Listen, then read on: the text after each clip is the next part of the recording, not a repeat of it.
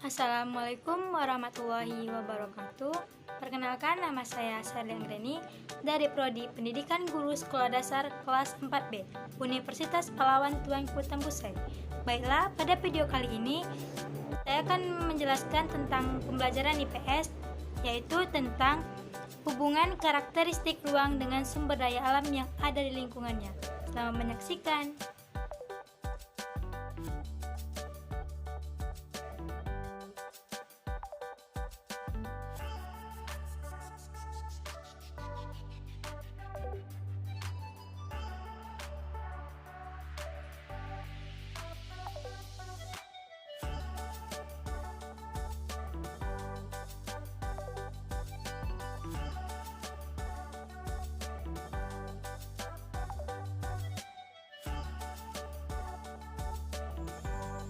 Hubungan karakteristik ruang dengan sumber daya alam yang ada di lingkungannya.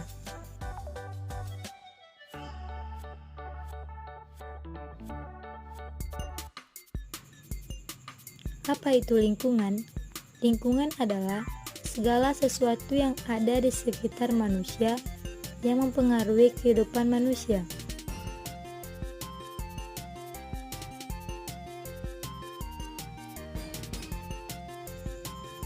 Apa saja sih fungsi lingkungan bagi kehidupan? Yang pertama, lingkungan sebagai tempat mencari makan.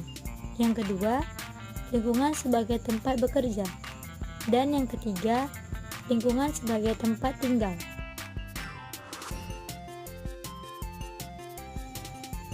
Kenampakan alam sebagai kegiatan ekonomi. Yang pertama, pantai. Kegiatan ekonomi utama masyarakat di pantai adalah sebagai nelayan. Karena pantai memiliki pemandangan yang sangat indah, berkembanglah sebagai sektor pariwisata.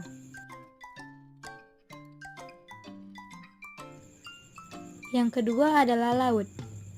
Kegiatan ekonomi masyarakat di sekitar laut memanfaatkan berbagai hasil laut, pengembangan sumber energi minyak bumi, dan sebagai wisata bahari. Yang ketiga, dataran tinggi. Kegiatan ekonomi masyarakat di sekitarnya memanfaatkan dataran tinggi sebagai lahan pertanian karena memiliki udara bersih atau sejuk, maka cocok sebagai tempat pariwisata.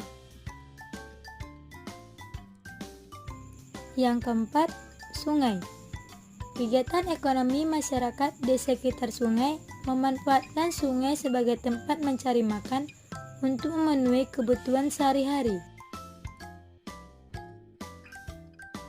Dan yang terakhir, dataran rendah. Kegiatan ekonomi masyarakat di sekitar dataran rendah sebagai lahan untuk industri, peternakan, dan perumahan.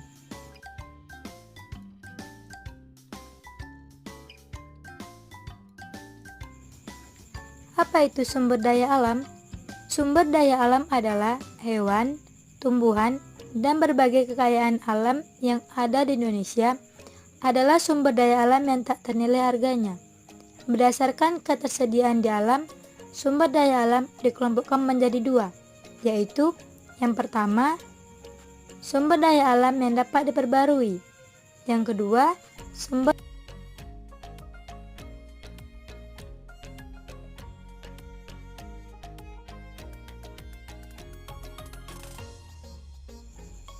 daya alam yang dapat diperbarui adalah sumber daya alam yang tidak habis walaupun digunakan terus-menerus.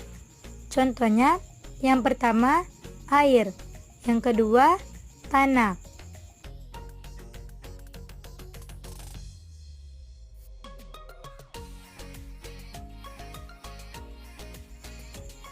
Contoh yang ketiga adalah udara. Yang keempat, hewan.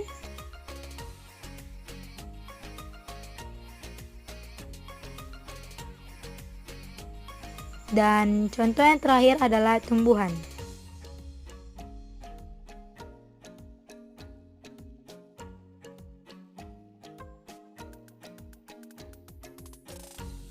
Sumber daya alam yang tidak dapat diperbarui adalah sumber daya alam yang dapat habis jika digunakan terus-menerus.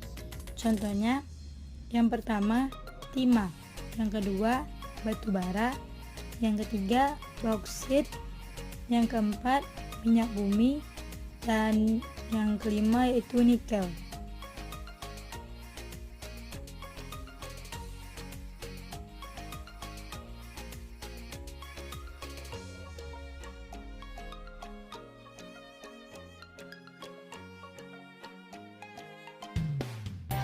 Pemanfaatan sumber daya alam. Yang pertama, hasil perkebunan, yaitu kelapa sawit, karet, dan tebu. Hasil peternakan, yang pertama, daging ayam, ulat sutra, dan lebah.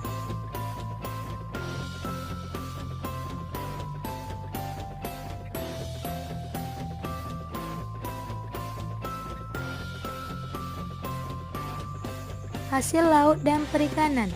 Yang pertama, ikan. Yang kedua, rumput laut. Yang ketiga, terumbu karang.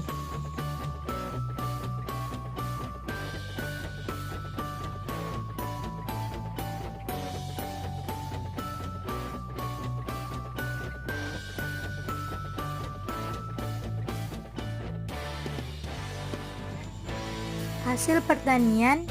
Yang pertama, padi, yang kedua, jagung, dan kacang kedelai. Hasil tambang. Yang pertama, minyak bumi, yang kedua, gas alam, dan yang ketiga,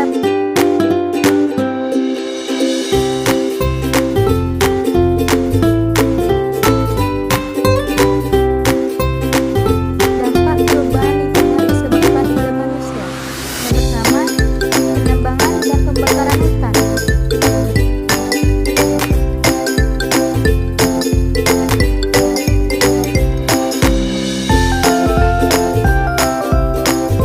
Yang kedua yaitu penggunaan bahan-bahan kimia dan pestisida secara berlebihan.